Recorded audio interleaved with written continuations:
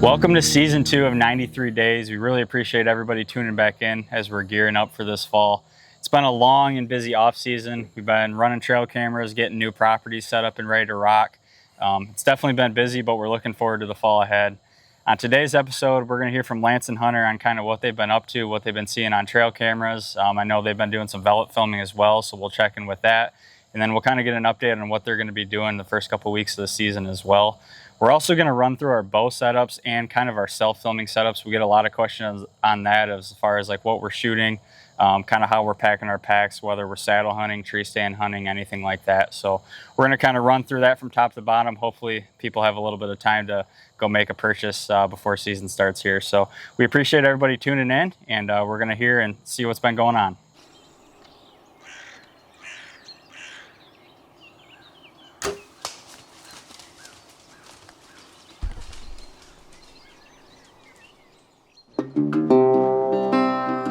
Well, this summer, I've been running a lot of cameras trying to locate a couple of my target bucks from last fall. Both the wide 10 and the tall 10 from last year. They both made it through, pictures of them all the way through January. Finally got pictures of the wide 10, end of July, I believe it was. However, that's the only time I've seen them. The neighbors in the area have been sending me pictures of him through August, so we should be around. Seems like he normally doesn't start frequenting the property I hunt till middle of October. Then normally he's in there all fall and winter. The tall 10, I haven't had any trail cam pictures of him yet. However, I did find him down the road about half a mile. I filmed him a few different evenings this summer, so I'm hoping he'll transition into his fall range here soon. I'll start getting pictures of him on the property I hunt. My parents' property I also hunt. I don't spend near as much time out there. It's a smaller property, but we do have a couple decent ones showing up over there. Still even into daylight, middle of September. So heading into October, I got the first 5 days of bow season off, so hopefully we can make something happen. If not, at least get a crack at a doe. But I'm excited to get out there and hopefully get on some nice bucks early in the season. So far this summer, I've been focusing most of my efforts on 2 properties.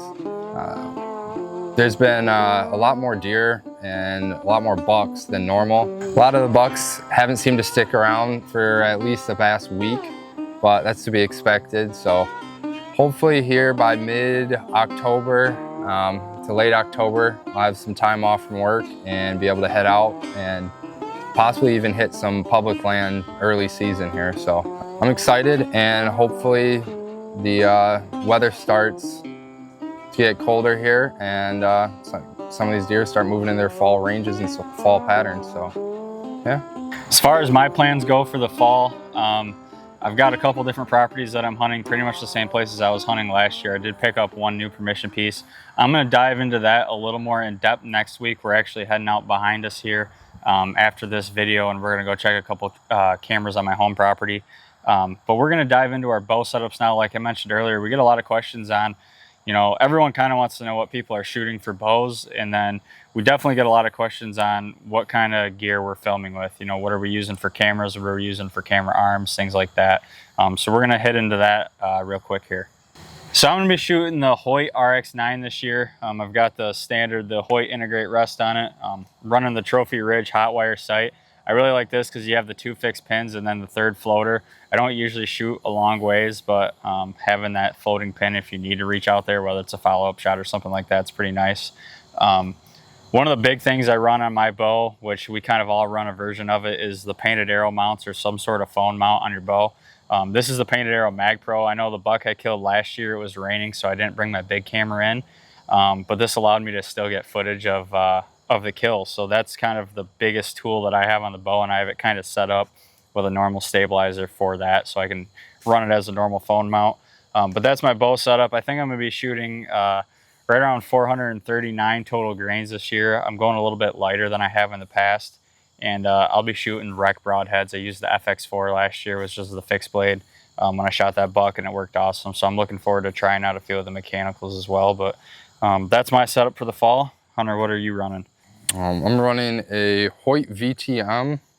It's the 31. I'm running the standard fuse Hoyt sight on here. It's a 4-pin. The Hoyt Integrate Ultra Rest. This year I'm going to try out something a little different. I like the way it shot so far this summer, so I'm running like a rear or a side stabilizer. These are bee stingers, running one on the front, one on the back, then another mount for camera on the bow. I think my total arrow setup's on a little bit on the heavier side. It's about 580 this year. And I think I'm gonna switch up and kind of just shoot a little bit of a variety for my broadheads. Shooting 125 grain broadheads, but not entirely sure. Possibly a couple fixed blades, and then maybe a few of the wrecked broadheads. So this off season, I upgraded my bow setup. I got the new Bear Adapt 2. It's super smooth shooting bow. I'm a big fan of the single cam bows. They come ready to hunt. So I kept the Trophy Ridge 4-pin sight on it. That was on there when I bought it. I upgraded the rest to the fallaway rest. I've also got the painted arrow mount to use my phone for filming, so hopefully I get a chance to use that. I'll be trying the Rec XP2 broadheads this fall, so I'm really excited to hopefully draw some blood with those and see how they work.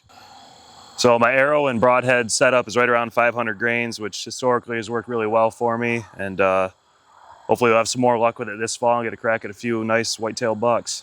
Last thing I want to talk about gear-wise is our packs. I know Hunter and I are running the exact same pack setup, especially when we're packing in like mobile gear. If we're saddle hunting, if it's like a hanging hunt on public land or even on a lot of our private land spots. We're going to be running the Arsenal Adventure Pack. Now this pack's big enough that you're going to be able to put all your mobile gear in there, plus your self-filming gear. So like right now, the way I have this set up, you could run like your platform, anything in there, but I have my camera arm, which is just the 4th Arrow satellite arm. Super nice, light, easy to use, and I have a painted arrow fluid head on the top. Same base there. And then when you go on the inside of the pack, we actually have like foam padding on the inside of this pack, so you're able to keep your cameras nice and safe in there.